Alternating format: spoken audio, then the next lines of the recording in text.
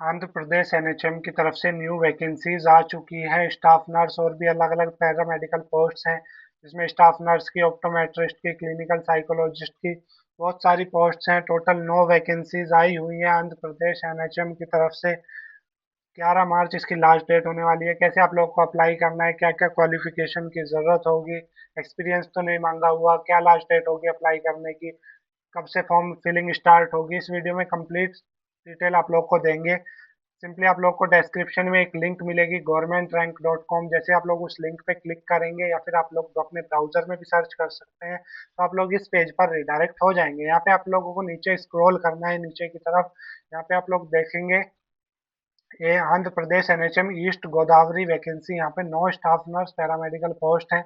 B Optom bachelor degree, BSc nursing diploma, GNM, M Optom master degree, इनमें से कोई सी भी एक क्वालिफिकेशन आप लोगों के पास है तो आप लोग यहाँ पे अप्लाई कर सकते हैं। 11 मार्च इसकी लास्ट डेट होने वाली है। जैसे आप लोग अप्लाई नाउ पे क्लिक करेंगे तो आप लोग यहाँ पे इस पेज पर रिडायरेक्ट हो जाएंगे। यहाँ पे आपको पूरी डिटेल देखने को मिल जाएगी।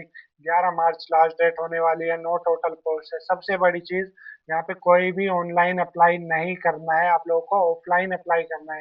यानी कि फिजिकल डॉक्यूमेंट सबमिशन करना है, फिजिकल एप्लीकेशन फॉर्म आप लोगों को सबमिट करना पड़ेगा। यानी कि ऑफलाइन यहाँ पर एप्लीकेशन मोड है।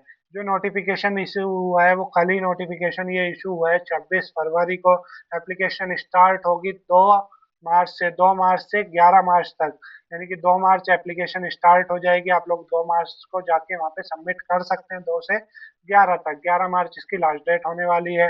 अगर कोई स्क्रूटनी वगैरह रह जाती है, फॉर्म में कोई प्रॉब्लम हो जाती है, तो आप लोगों को ठीक करने के लिए 12 से 17 तारीख आप लोगों को मार्च की दी हुई है। उसके बाद प्रोविजनल मेरिट लिस्ट आएगी, कंफर्म नहीं रहेगी, प्रोविजनल रहेगी। वो 20 मार्च को आप लोगों की लिस्ट होगी, यानी कि आप लोगों को डिस्प्ले की जाएगी, आप लोगों को वेबसाइट पर मिल जाएगी देखने को।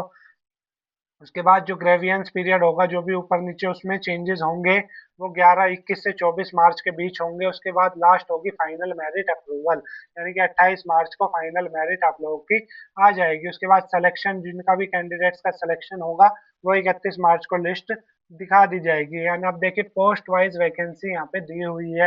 यानी कि ऑडियोलॉजिस्ट कम स्पीच थेरेपिस्ट 3 टोटल पोस्ट है, जिसमें सैलरी यहाँ पे दी हुई है 36,000 रुपये होगी बेसिक पे। इसके बाद clinical psychologist, optometrist, dental technician और स्टाफ नर्स की भी एक यहाँ पर पोस्ट है। एक पोस्ट स्टाफ नर्स की है, 2 पोस्ट डेंटल टेक्नीशियन ऑप्टोमेट्रिस्ट की, एक पोस्ट है क्लिनिकल साइकोलॉजिस्ट की, 2 पोस्ट है। सैलरी यहाँ पर सभी की डिटेल में बताई हुई है।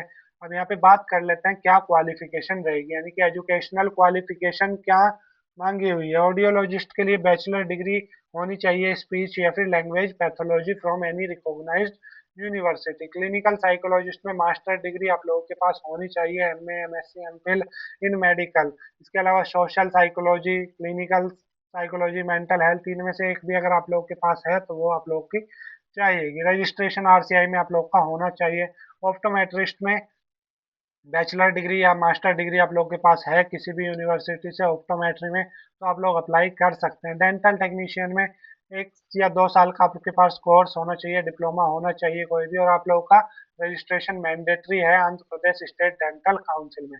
सबसे लास्ट चीज, स्टाफ नर्स की बात करें, जनरल नर्सिंग या फिर जनरल नर्सिंग एंड मिडवाइफरी, यानी कि जीएनएम का कोर्स आप लोगों ने किया होना चाहिए। जीएनएम ही यहाँ पर अप्लाई कर सकते हैं। किसी भी रिकॉग्नाइज्ड इंस्टीट्यूट से आप लोगों ने जीएनएम का कोर्स किया हुआ है और आप लोगों का रजिस्ट्रेशन है आंध्र प्रदेश नर्सिंग काउंसिल में, तो आप लोग इस पोस्ट के लिए एलिजिबल है। आप लोग यहाँ पे स्टाफ नर्स के लिए अप्लाई कर सकते हैं। Minimum age limit, maximum age limit, यहाँ पे सब चीजें दी हुई है। आपको सिंपली वेबसाइट पर आ जाना है, सारी डिटेल आपको देखने को मिल जाएगी।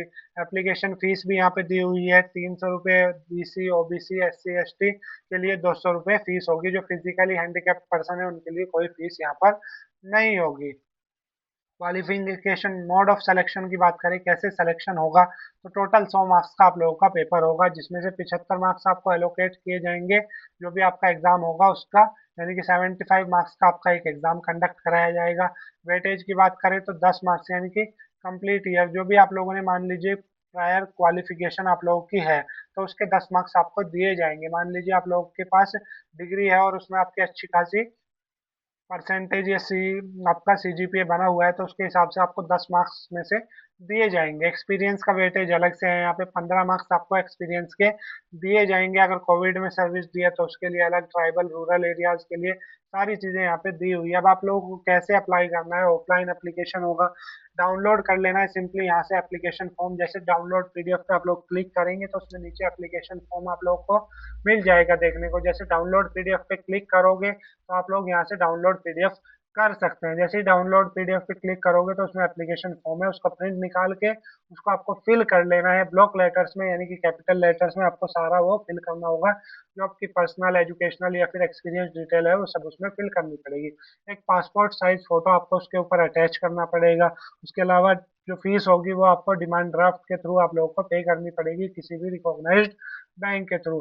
जो सेल्फ अटेस्टेड कॉपीज होंगी, यानी कि जो डॉक्यूमेंट्स आपको अटेस्ट करने हैं, जो डॉक्यूमेंट्स आपको अटैच करने हैं उसके साथ में, उसमें आप लोग की जो भी आपकी सर्टिफिकेट्स हैं, जो भी आप लोगों ने डिग्री डिप्लोमा किया हुआ है, उसके आप लोगों को लगाने होंगे डॉक्यूमेंट्स। बाकी डिटेल्स आप लोग यहाँ पे आके कंप्लीट पढ़ सकते हैं। इसके अलावा आप लोग टेलीग्राम व्हाट्सएप चैनल ज्वाइन कर सकते हैं यहाँ से डायरेक्टली, और यहाँ से आप लोग वेब पीडीएफ भी डाउनलोड कर सकते हैं। फिर भी आप लोगों को कोई डाउट है, कुछ पूछना चाहते हो, कुछ समझ नहीं आ रहा, कोई आप लोगों की क्वेरी है, तो आप लोग नीचे कमेंट बॉक्स में लिख सकते हैं।